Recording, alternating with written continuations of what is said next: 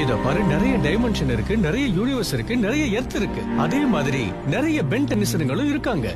உன்னோட நிகழ்காலம் மாதிரி ஒரு புது டைம் லைன் உருவாக வாய்ப்பு இருக்கு பென். யாரோ ஒருத்தரோ இல்ல வேற ஏதோ எல்லா பிரான்ச்சஸ்ல இருக்கிற டைம் லைனுக்கு போய் எல்லா பெண்களையும் கிட்னாப் பண்ணிக்கிட்டு இருக்காங்க. இதுதான் முக்கியமான பிரச்சனை. ஆமா, இந்த உலகத்துக்கு நீ மட்டும்தான் ஒரே ஒரு பென் டென்னிசன்.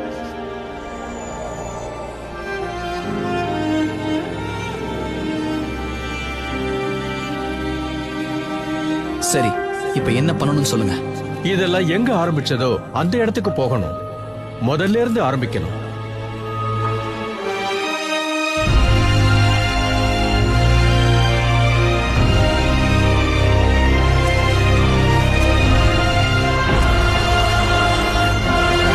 ஒரு கதையை சொல்ல நிறைய வழிகள் இருக்கு பென்.